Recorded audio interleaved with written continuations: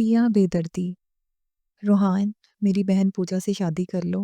मरते हुए दोस्त की आखिरी ख्वाहिश पूरी कर दो। प्रेम ने रूहान मलिक के आगे हाथ जोड़ दिए। पूजा रूहान मलिक के निकाह में आ गई। रूहान जानता था इस निकाह की इस्लाम में कोई हैसियत नहीं है, लेकिन पूजा की बेबाकी बढ़ती जा रही थी। वो बहाने से उससे लिपट जाती। एक दिन तो हद ही हो गई। रूहान की सुबह आंख खुली तो अपने साथ लिपटी पूजा को देखकर कुछ लम्हे पत्थर का हो गया। रूहान मलिक अस्पताल की ठंडी राहदारी में बैठा डॉक्टरों और स्टाफ को इधर उधर भागते हुए बेचैनी से देख रहा था। अभी थोड़ी देर पहले ही उसे अस्पताल से फ़ोन आया था। क्या आप रूहान मलिक हैं? आप प्रेम मल्होत्रा को जानते हैं? इनके फ़ोन से आखिरी डायल किया गया नंबर आप ही का था। जी हाँ, सब खैरियत तो है ना? रूहान ने धड़कते दिल के साथ पूछा। प्रेम मल्होत्रा का एक्सीडेंट हो गया है, हालत बहुत नाजुक है, आप फ़ौरन पहुंच जाएं। ये सुनते ही रूहान के पैरों से जान निकल गई। वो दौड़ता हुआ अस्पताल पहुंचा और आईसीयू के शीशे के दरवाजे से अंदर झांका। मशीनों के साथ जुड़े प्रेम को देखकर उसकी आंखों से बेख्तियार आंसू बह निकले। डॉक्टर, मेरे दोस्त को बचा लें, मरीज की हालत बहुत नाजुक है, इन्हें ज़्यादा पी कर ड्राइव नहीं करनी चाहिए थी। खैर, हम पूरी कोशिश कर रहे हैं। अगर हालत कुछ बेहतर हुई तो एक दो ऑपरेशंस भी करने होंगे। आप फिक्र ना करें, लेकिन अभी दुआ कीजिए। डॉक्टर कंधा थपथपाते हुए बोला। पैसों की कोई परवाह मत करें, बस मेरे दोस्त को बचा लें। रूहान ने नम आंखों से कहा। इतने में प्रेम की बहन पूजा भी अस्पताल पहुंच गई। वो रोती हुई रूहान के सीने से लग गई। कुछ नहीं होगा पूजा, कुछ नहीं होगा। रूहान ने उसे तसल्ली दी। भैया, प्रेम भैया ठीक हो जाएंगे ना?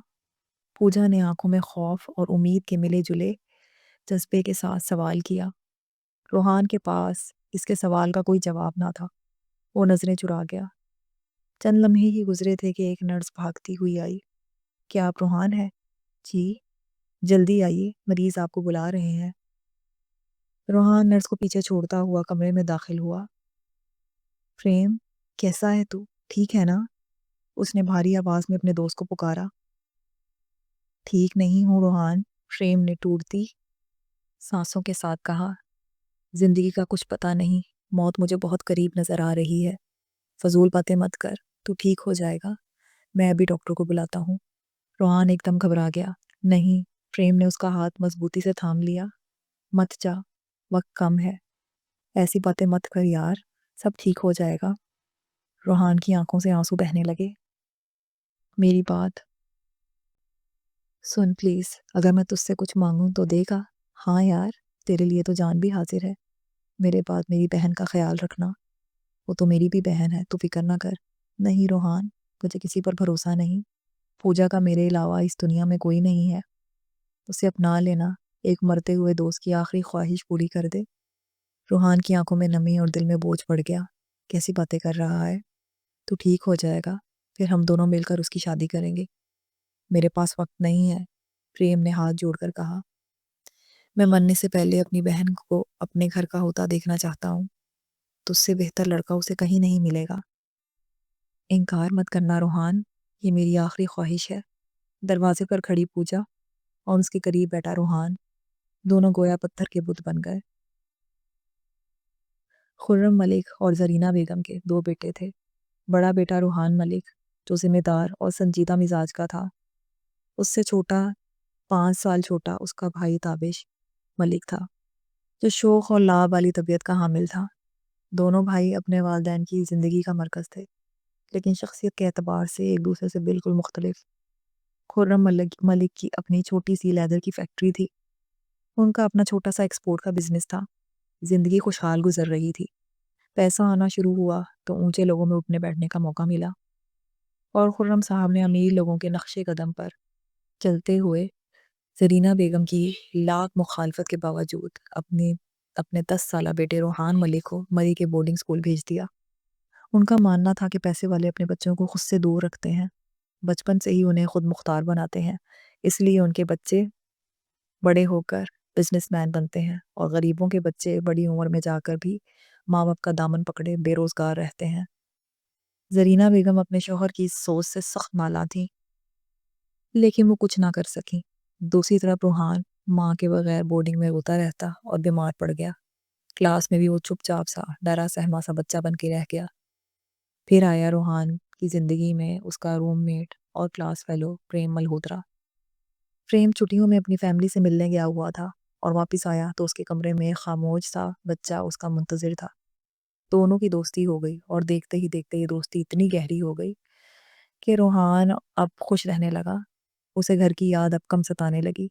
बचपन के जिगरी दोस्तों ने जब एक दूसरे का हाथ थामा तो फिर कभी ना छोड़ा। दोनों ने एक साथ स्कूल पास किया, पढ़ाई मुकम्मल की। जब वो दोनों 22 साल के हुए तब एक प्लेन क्रैश में प्रेम के माँ बाप की मौत हो गई। प्रेम अपनी 14 साला बहन पूजा के साथ अकेला रह गया। रूहान ने उसका साथ कभी ना छोड़ा। इस गम में भी वो दोनों एक दूसरे का सहारा बने रहे।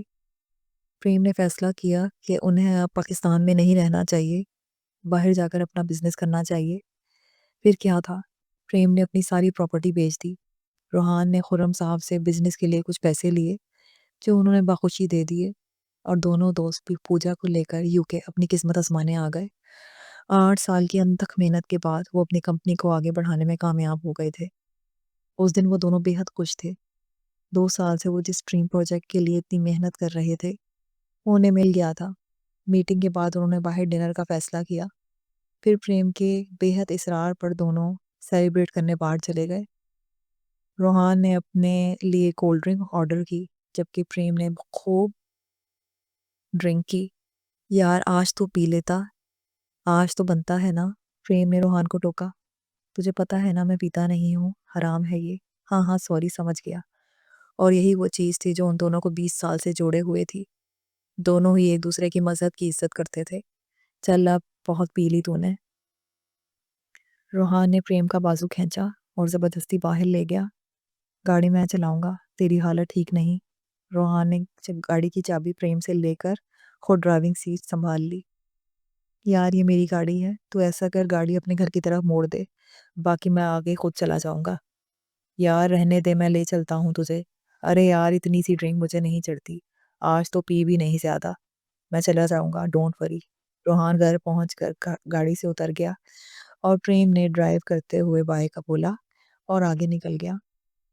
रास्ते में नशे की हालत में गाड़ी बुरी तरह किसी दूसरी गाड़ी से टकरा गई और उसका जिगरी दोस्त प्रेम पूजा को उसकी निगाह में देकर हमेशा हमेशा के लिए इस दुनिया से चला गया। प्रेम को इस दुनिया से गए हुए 15 दिन हो गए थे। रूहान इस हादसे की वजह से बुरी तरह टूट गया था और पूजा का तो रो रो कर बुरा हाल था। भाई की मौत से वो गहरे सदमे में थी। परदेश में वो दोनों प्रेम के बगैर अकेले रह गए थे। रूहान को प्रेम की आखिरी रसूमात अदा करके 2 दिन पूजा के घर ही रुकना पड़ा, क्योंकि पूजा की हालत बहुत ख़राब थी और ऐसे में उसे अकेला छोड़ना ठीक ना था। वो अचानक सोते हुए उठकर ज़ोर-ज़ोर से चीखने लगती और फिर रूहान से लिपट कर भाई को याद करते बुरी तरह रोने लगती। रूहान उसे छोटे बच्चों की तरह समझाता और तसल्ली देता। 2 दिन बाद रूहान पूजा को अपने घर ले आया। जो भी था अब वो उसकी ज़िम्मेदारी थी और पूजा की ऐसी हालत नहीं थी कि उसे अकेला छोड़ा जा सके। ये तुम्हारा कमरा है, अपना सामान यहाँ सेट कर लो। अपने कमरे के साथ वाले दूसरे बेडरूम में सामान रखते हुए रूहान ने पूजा से नरमी से कहा। पूजा ने खामोशी से सर हिला दिया। रूहान जानता था इस निकाह की कोई हैसियत नहीं है। कानूनी तौर पर चाहे वो उसकी बीवी बन गई थी, लेकिन इस्लामी लिहाज से पूजा एक हिंदू लड़की थी। रूहान को वो वक्त याद आ जाता कि कैसे उसने बड़ी मुश्किल से मौलवी साहब को अपने मरते हुए दोस्त का वास्ता देकर निकाह के लिए राज़ी किया था। उन्होंने निकाह तो पढ़ा दिया था, लेकिन बाद में साफ कह दिया था, देखो बच्चे, इस निकाह की इस्लाम में कोई हैसियत नहीं है। हिंदू लड़की से इस्लाम निकाह की इजाज़त नहीं देता। जितना हो सके लड़की से दूर रहना, वो तुम्हारे लिए नामहरम है। और रूहान के दिल में मौलवी साहब की ये बातें नक्श हो गई थीं। उसने सोच लिया था कि पूजा जैसे ही इस गम से संभलेगी, वो उसे सारी सच्चाई बताकर उसकी शादी किसी अच्छे हिंदू लड़के से करवा देगा। लेकिन पूजा की बेबाकी बढ़ती ही जा रही थी। रूहान टीवी देख रहा होता, कभी लैपटॉप पर कोई काम कर रहा होता या कभी किचन में खाना बना रहा होता। वो अचानक आके उससे लिपट जाती और सिसकने लगती। रूहान पहले यही समझता रहा कि भाई को याद करते हुए मेरा सहारा तलाश करती है, लेकिन अब रूहान बेचैन होने लगा था। पूजा का बार-बार उससे लिपटना और उसके चेहरे पर शर्मीली मुस्कुराहट बिखर जाना, उसे बहुत कुछ समझा रहा था। रोहान उसे नरमी से अलग करता और बहाना बनाकर वहाँ से खिसक जाता। एक दिन तो हद ही हो गई। रोहान की सुबह आँख खुली तो अपने साथ लिपटी पूजा को देखकर कुछ लम्हे पत्थर का हो गया। पूजा आराम से उसके सीने से लगी सो रही थी। रोहान ने उसे खुद से अलग करके उसका सर नरमी से तकिए पर रखा और खुद वहाँ से उठकर जाने ही लगा था कि पूजा पीछे से उसकी कमर से लिपट गई। रोहान को अजीब बेचैनी ने घेर लिया। खुद को नरमी से छुड़ाते हुए उससे पूछने लगा, उठ गई हो? यहाँ कैसे आई? रात को बहुत डर लग रहा था, इसलिए आपके पास आकर सो गई। अब से मैं आपके पास ही सोऊंगी। पूजा उसके बाजू से लिपट कर अपना सर रूहान के कंधे पर रखकर बच्चों की तरह एक अदा से बोली, अच्छा अब जाओ यहाँ से, मुझे ऑफिस के लिए देर हो रही है। खुद को बड़ी मुश्किल से पूजा से छुड़ाते हुए रूहान वॉशरूम में जाकर बंद हो गया। पूजा की बढ़ती हुई बेबाकी उसे अब परेशान करने लगी थी। बहुत सोच समझकर उसने फैसला किया कि यूके में अकेले पूजा को अपने साथ रखना खतरे से खाली नहीं है। रोहान ने अपनी और पूजा की सारी तैयारी मुकम्मल की और पूजा को लेकर पाकिस्तान रवाना हो गया। एयरपोर्ट पर दोनों को लेने जरीना बेगम और रोहान का छोटा भाई ताबिश आए थे। इतने सालों बाद अपने बेटे से मिलकर जरीना बेगम की आंखें भीगी जा रही थीं। घर में सब रोहान के बचपन के दोस्त प्रेम और उसके फैमिली मेंबर्स के बारे में अच्छे से जानते थे। रोहान ने उन्हें अपने दोस्त की मौत के बारे में बता चुका था। साथ ये भी कि पूजा अब कुछ दिन हमारे साथ रहेगी क्योंकि उसका अब इस दुनिया में कोई नहीं है। जरीना बेगम ने मोहब्बत से पूजा को गले लगाया। अरे मेरे बच्चे, परेशान नहीं होना। अब मैं तुम्हारी माँ हूँ और ये दोनों तुम्हारे भाई हैं। ठीक है ना? हम सब तुम्हारे हैं। जरीना बेगम रोती हुई पूजा को प्यार से साथ लगाकर पुचकार रही थी। रोहान को उसका भाई कहने पर पूजा ने भीगी पलकें झपकाते रोहान की तरफ देखा। उसने नजरें चुरा ली